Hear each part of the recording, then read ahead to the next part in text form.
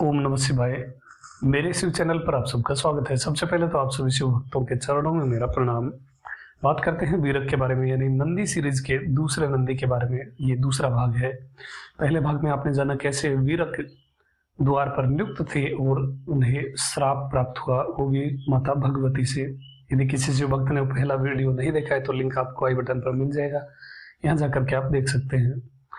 अब जब माता गौर वर्ण की होकर के वहां पहुंची तब वीरक द्वार पर खड़े थे और उन्होंने माता को नहीं पहचाना, इसलिए उन्होंने दंड आगे करते हुए कहा कि यहीं पर रुक जाओ, तुम्हारा प्रवेश अंदर नहीं हो सकता।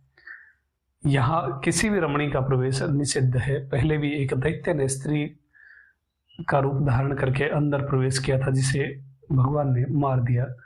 अब स्वामी की कठोर आज्ञा है कि कोई भी रमणी यहाँ पर प्रवेश ना करे, इसलिए तुम भी अंदर नहीं जा सकती। अपमानित होने से पहले यहाँ से चली जाओ। यहाँ केवल मेरी माता रुद्र की प्रिय और गिरी कन्या देवी उमा ही यहाँ पर प्रवेश कर सकती हैं। जब ये बात माता ने सुनी तो माता ने मन में विचार किया कि वो स्त्री नहीं थी, वो तो कोई दैत्य था और मैंने बिना सोचे समझे वीरक को श्राप दे दिया।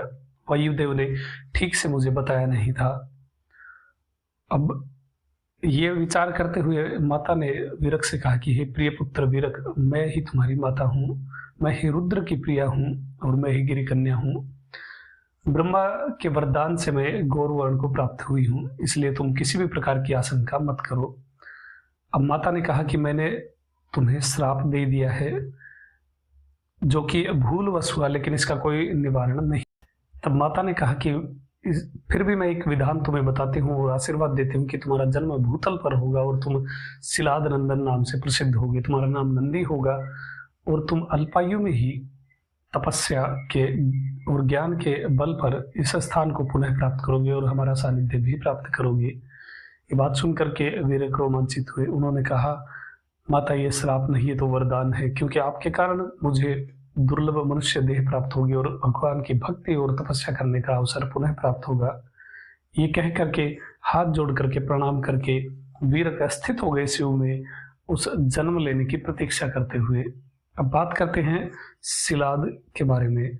शिलाद महर्षि बहुत बड़े तपस्वी थे। उन्होंने इंद्र की तपस्या पहले की और फिर सब प्रकार का ज्ञान उनसे प्राप्त किया।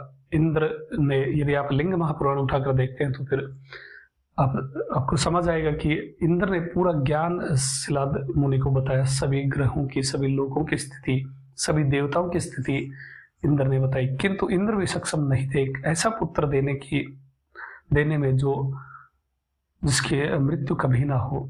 किंतु इस चीज की जरूरत कहाँ पड़ी शिलाद मुनि को? शिलाद मुनि के मन में ये भाव कैसे उत्पन्न हुआ कि उन्हें एक ऐसा पुत्र चाहिए जिसकी कभी मृत्यु ना हो, जो अयोनिज हो? इसके लिए हम जानते हैं शिलाद महर्षि को। शिलाद महर्षि सालंकायन पुत्र थे। इनके पिता का नाम सालंकायन था। यदि आप नंदी स्तवह उठाकर देखते हैं तो, जो पहले भी मैंने एक पीडीएफ दी थी आप सभी शिव भक्तों को, नंदी स्तोत्र करके, उसमें भी सालंकायन का नाम आया है। सालंकायन के पुत्र थे शिलाद। अब इनका नाम शिलाद क्यों पड़ा? क्योंकि ये शिला का भक्षण करते थे। इतने बड़े तपस्वी ये थे, ये शिला को खाते थे, इसलिए इनका नाम शिलाद पड़ा। और ब्रह्मचारी तो थे ही।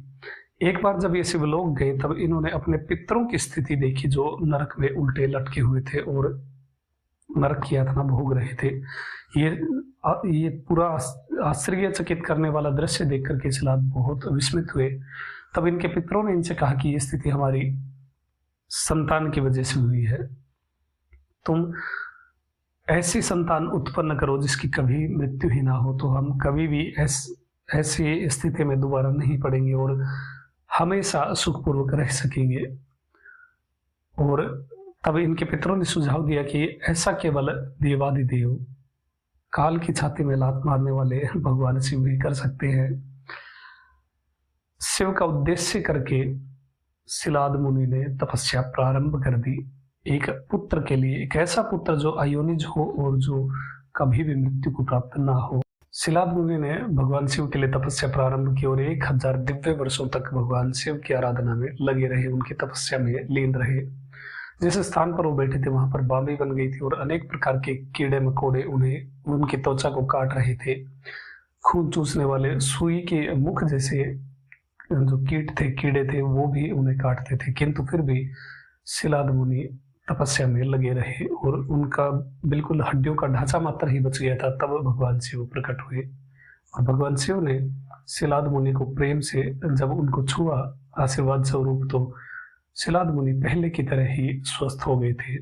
भगवान को अपने समक्ष देख करके उन्होंने गदगद स्वर में भगवान की स्तुति की। अब वो स्तुति बहुत इंपॉर्टेंट स्तुति है। ऐसी देखिए, पता नहीं क्यों लोग भगवान शिव के बारे में बहुत सारी चीजें छुपा देते हैं। ये स्तुति इतनी प्यारी है और इसका बहुत महात्म्य भी है।